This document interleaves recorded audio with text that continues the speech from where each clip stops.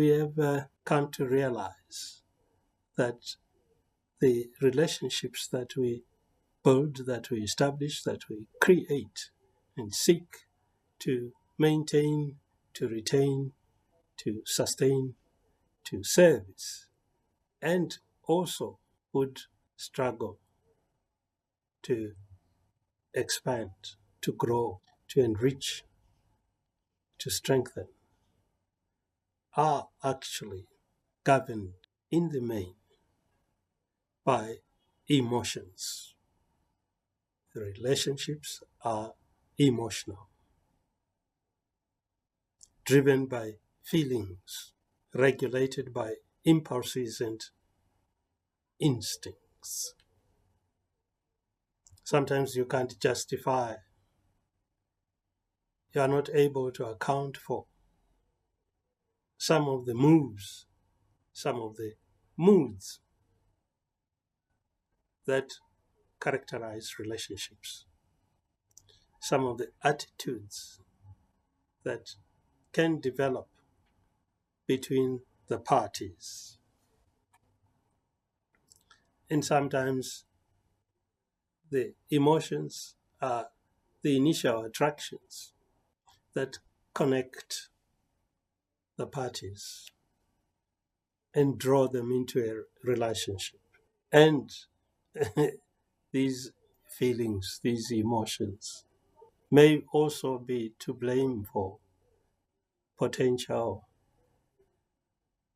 misjudgments, for potential negative reactions, because emotions come from regions that sometimes we can't immediately reach. They originate from sources that are beyond our control, and they can then spiral into all aspects of the relationship, and they can color, the way we look at everything about the relationship. They become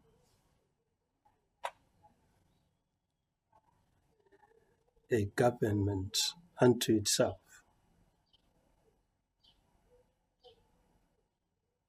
And you have to obey certain impulses, sometimes without giving a second thought, without trying to weigh the pros and cons, without even estimating measurements of possible consequences, the extent and potential magnitude of the impact of certain maneuvers, certain moves, certain choices within a relationship. There are those potential risks and dangers when relationships are predominantly regulated by feelings and emotions, because feelings and emotions are difficult to measure, difficult to regulate, sometimes difficult to predict, and maybe see how things will pan out. Sometimes there are eruptions that occur, and none of you within the relationship will be prepared for such eruptions, and things go out of control. You are no longer on top of the situation, but you are actually at the bottom of the weight of the emotions. So your judgment will be clouded. Your choices will tend to be perhaps reduced. Your time to respond will also be lessened, because sometimes things will be happening at warp speed and you didn't expect it, you didn't prepare for it, and you are not ready to handle things. You might decide to flee or determine to fight. But the rationale for the decisions may be non-existent. There can be emotions that erupt and you respond with emotions as well. And you can imagine the combination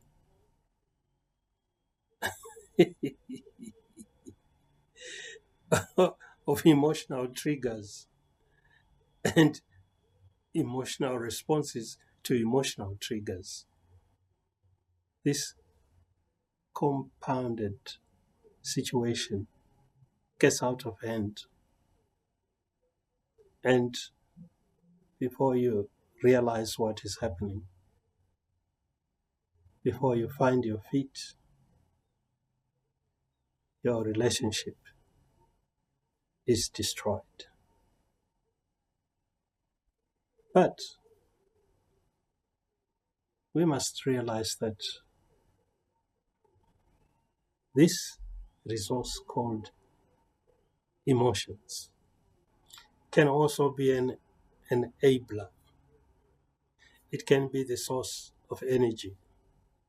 It can be the source of courage. It can be the source of confidence. It can build your resilience. It can make you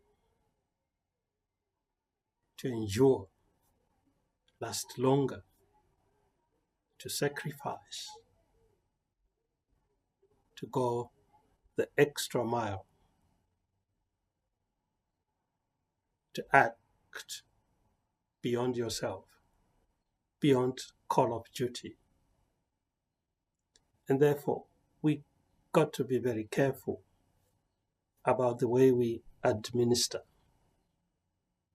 these emotions, the way we manage them, the manner in which we allow them to influence us, and the extent to which we may clip their wings. If we don't look at them clinically,